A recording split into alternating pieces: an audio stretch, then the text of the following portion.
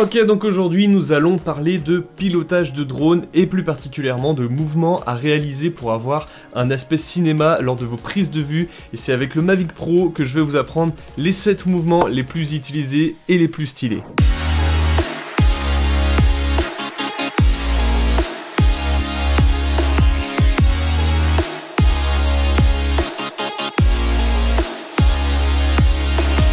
Premièrement, ma télécommande est réglée en mode 2, c'est le mode le plus utilisé car c'est le mode de base sur la plupart des drones de loisirs en ce moment. Ensuite, en ce qui concerne les commandes, vous avez ici 2 joysticks. En mode 2, celui de gauche vous permet de monter et descendre votre drone, puis de tourner sur votre axe de lacet.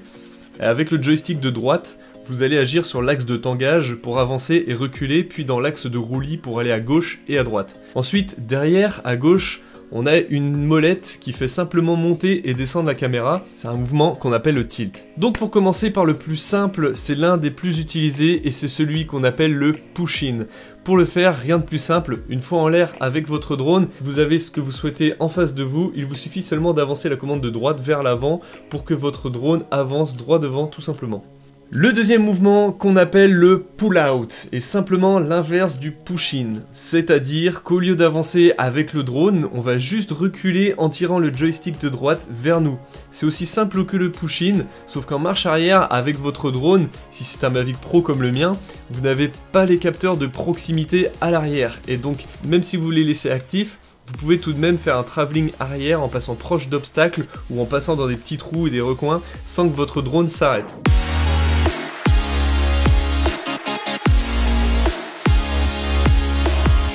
Le troisième mouvement est celui que je préfère et c'est le parallaxe. Le parallaxe en fait c'est un mouvement de votre drone autour d'un sujet ou d'un point fixe tout en gardant votre caméra sur ce point fixe. En fait pour l'appliquer c'est simple, il suffit de glisser votre drone d'un côté ou de l'autre avec votre commande de droite, puis en même temps de pivoter votre drone dans le sens inverse avec votre commande de gauche.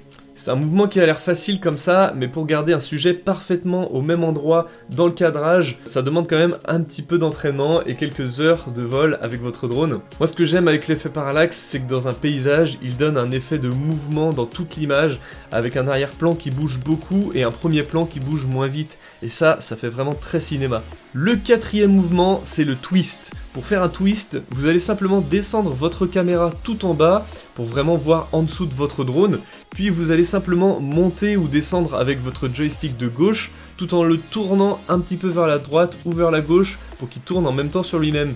Donc avec ce mouvement, vous êtes simplement concentré sur ce que vous filmez au centre de l'image. Pour le cinquième mouvement, qui est le Rise Tilt Down ou le Drop Tilt Up, on va d'abord se placer devant ce qu'on souhaite filmer avec la caméra droit devant nous, puis on va monter le drone avec le joystick de gauche, tout en descendant la caméra vers le bas en gardant un point fixe au sol. On dit donc Rise pour le monter et Tilt Down pour le mouvement de la caméra vers le bas. Puis à l'inverse, on peut descendre le drone en montant la caméra jusqu'à l'horizontale. Et on dit donc Drop pour la descente et Tilt Up pour le mouvement de la caméra qui monte. Et le sixième mouvement est le tracking. Pour faire un suivi ou un tracking, il n'y a pas forcément de mouvement spécial avec la télécommande, car ça dépend uniquement de votre envie de cadrage. En fait, un tracking, c'est un mouvement où l'on va suivre de derrière un sujet qui avance, ou soit reculer devant un sujet qui avance vers nous, soit en réalisant un travelling sur le côté, ou un parallaxe sur un sujet en mouvement par exemple.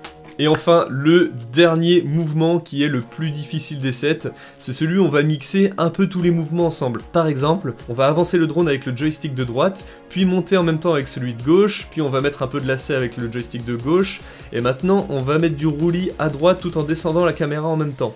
C'est un combiné des 4 mouvements du drone sur ces 3 axes, puis de la caméra en même temps. Donc voilà pour les 7 mouvements que je pratique en drone actuellement dans mes vidéos avec le Mavic Pro. Il existe bien sûr beaucoup d'autres possibilités et de techniques de prise de vue avec des drones en mélangeant plusieurs mouvements. J'espère que j'ai pu vous apprendre de nouvelles choses avec votre drone. Maintenant, ce que je vous conseille, c'est de sortir et de vous entraîner en respectant bien sûr toutes les règles en France et de passer votre formation de télépilote de drone si vous souhaitez devenir professionnel. Et je vous dis à très bientôt pour une prochaine vidéo. Ciao!